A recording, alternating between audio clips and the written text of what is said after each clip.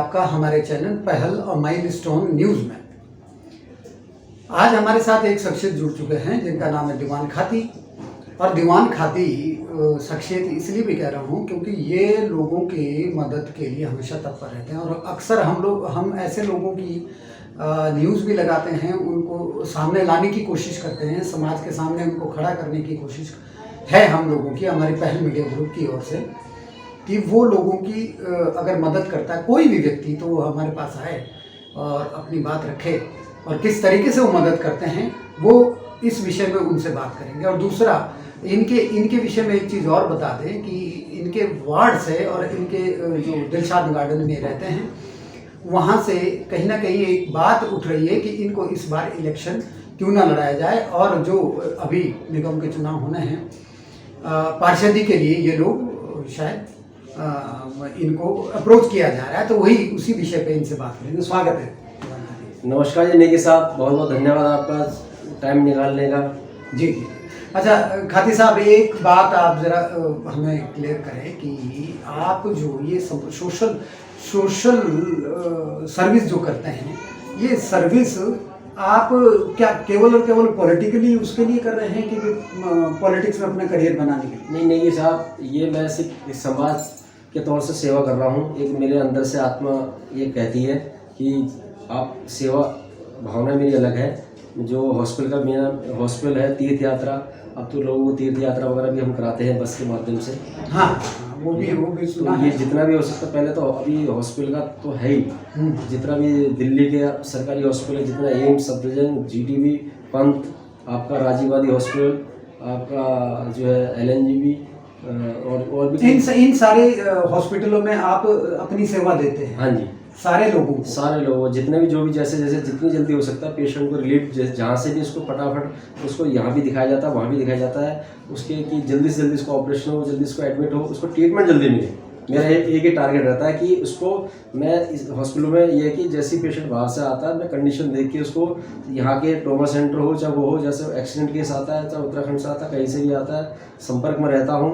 रात भर मेरे दोस्त जितने भी एम्स में जितने हॉस्पिटल में उनका बहुत शुक्रगुजार हूँ जो मेरे हमेशा फ़ोन पर तैयार रहते हैं।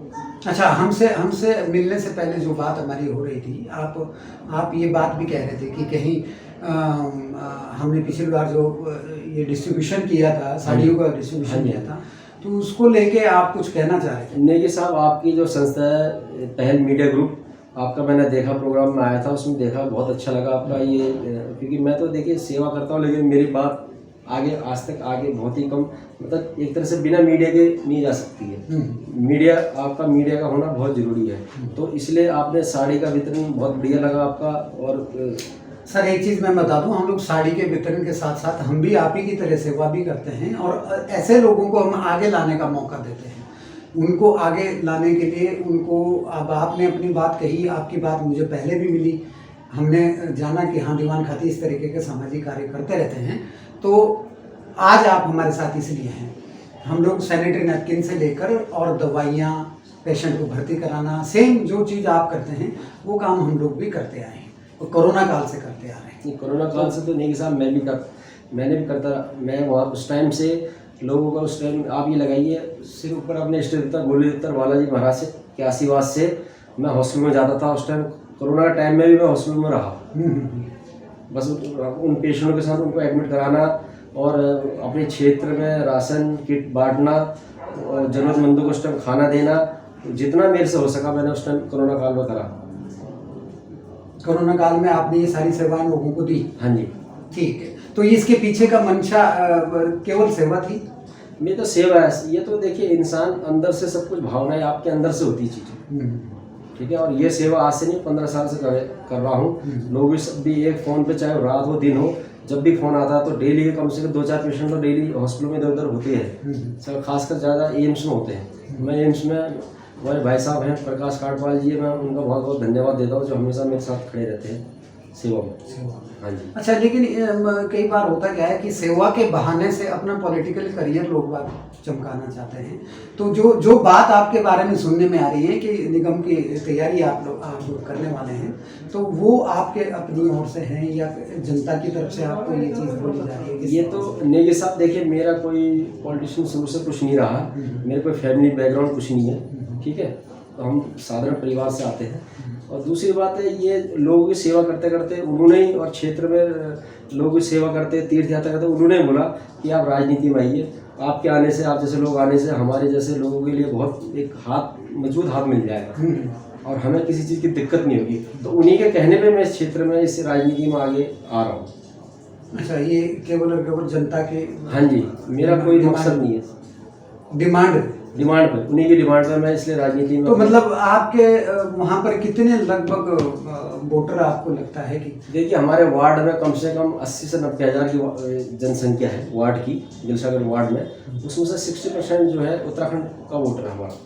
उत्तराखंड का वोटर है, तो यानी मजबूत पक्ष है आपका? हाँ जी, मजबूत पक्ष है। मजबूत पक्ष से आप जीतने के पूरे चांसेस? हाँ जी।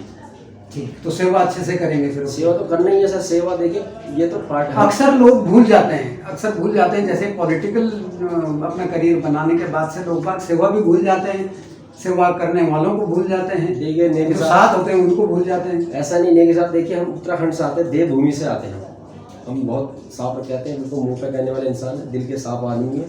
जिस चीज़ में लग जाते हैं तो लग जाते हैं, वो अलग बात है। कार्यकर्ता के तौर से हम अपना जो अधिकार है हम पार्टी के आगे, संगठन के आगे रखते हैं। ये ऊपर वाले का आदेश होता है, संगठन उनका आदेश होता है, ये उनकी जो भी होता है डिसीजन ऊपर से होता है। हम कोई दिक्कत नहीं, हमें टिकट मिले ना मिले, लेकिन हमें अपने प्रयास करने हैं और हमें अपनी सेवा निरंतर करनी है। वो सेवा हम पीछे नहीं हटेंगे, ठीक है। चाहे हम कार्यकर्ता के तौर से करेंगे, चाहे हम एक समाजी के तौर से करेंगे।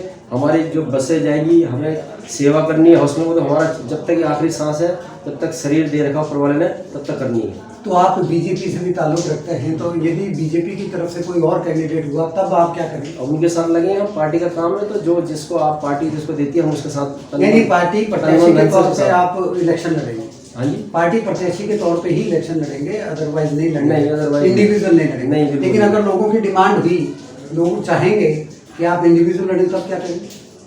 देखिए सर, अब इसमें तो देखिए हम पार्टी से बाहर नहीं जा सकते हैं। हम पार्टी जैसा डिसीजन लेंगे, हम वैसे उस तरह से चलेंगे, उसी तरीके से। हाँ जी।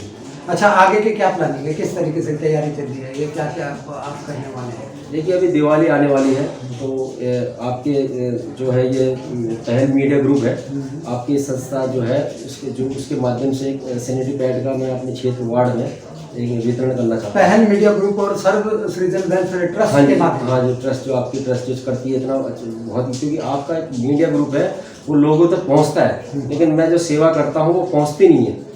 यानी आपकी जो बात है वो लोगों तक नहीं जा पाती है, इसलिए आप मैं आपके माध्यम से, आपकी संस्था के माध्यम से, आपके पहल मीडिया ग्रुप के माध्यम से और आपकी जो संस्था एनजीओ है उसके माध्यम से मैं इसको देखना चाहता हूँ, दिखाना चाहता हूँ कि मेरे क्षेत्र में ये चीज़ें हो रही है, मैं करना चाहता हूँ। अच्छा, भविष्य में आप इलेक्शन जीत जाते हैं तो क्या क्या सुविधाएं आपने सोची है कि जो होनी चाहिए वहाँ? देखिए, वहाँ क्षेत्र में सबसे बड़ी सुरक्षा है, सुरक्षा का सबसे बड़ा मुद्दा है। आप उस क्षेत्र में रहते हो, सुरक्षा पहले, सबसे पहले आप उस क्षेत्र को सुरक्षा दो। बिजली पानी वगैरह तो सब टाइम से ये चीज़ें, लेकिन सुरक्षा चाहे हमारी महिला बहन बेटी है, सब कुछ है, उनके लिए सुरक्षा, चारों गेट में प्रॉपर सिक्योरिटी कैमरे, हर चीज़ की व्यवस्था होनी चाहिए। अभी आम आदमी पार्टी ने नहीं लगाए सर, कुछ नहीं करा सर, कुछ। आम आदमी पार्टी का कहना है कि उन्होंने पूरी दिल्ली को काट दिया है। सर बिल्कुल, सब फ्री चक्कर में। अब ये देखिए एमसीडी इलेक्शन, आपको इसका नतीजा बहुत जल्दी मिल जाएगा। इसमें मेयर दिल्ली में बीजेपी से बनेगा, लेकिन आम आदमी पार्टी का दावा है कि वो उनके ही सारे सर, वो बिल्कुल फ्री की आदत से, दारू फ्री। आप देखिए सड़क पर चलिए, देखिए कितने नशे में पड़े रहते हैं। ये किसकी है? ये देन है, ये आम आदमी पार्टी की है। लेकिन वो तो वापस ले ली ना उन्होंने नीति। सर, उससे पहले जब आदमी को नशे में डाल दोगे तो उससे क्या करो? पंजाब पूरा नशे में डूब गया है, दिल्ली को भी वैसे कर रहे हो आप। ये दिल्ली की जनता नहीं है, ये सब देखती है। ये आपको डिसीजन अभी आपको जल्दी मिल जाएगा एमसीडी इलेक्शन में। उससे पहले अभी डीओ इलेक्शन मिल जाएगा रिजल्ट इसका। बीजेपी चारों सीट, जो पूरे सीटों में बीजेपी जीतेगी डीओ के इलेक्शन। डीओ के इलेक्शन, हाँ जी। चलिए खाती जी, बहुत अच्छा लगा आपसे बात करके। और कोई संदेश आप अपने जनता को, अपने वार्ड के लोगों को, आपका वार्ड जो है 35E जो पड़ता है, उस वार्ड के लोगों को अगर आप कोई संदेश देना चाहें तो आप हमारे माध्यम से ये इस देखिए हम तो माध्यम से बस आपके वार्ड की जनता को ये करना चाहते हैं, एक मौका, और हम तो अपनी तरफ से कर रहे हैं। देखिए बाकी सब कुछ सब जनता का वो है, उन्हीं के आशीर्वाद से सब कुछ होता है। वही बैठाते हैं, वही गिराते हैं। हमें तो अपनी सेवा करनी है बस। चलिए, थैंक यू। धन्यवाद। तो ये थे दीवान खाती जी, जिन्होंने पूरा मन बना लिया है और इनके हिसाब से इनको जनता ने भी चुना है। अब बात रहती है बीजेपी पर कि बीजेपी किसको वहाँ का प्रत्याशी चुनते हैं, किसको निगम का प्रत्याशी वहाँ पर सेलेक्ट करते हैं। तो पहल और माइलस्टोन के लिए मैं शूरवीर सिंह की दिल्ली।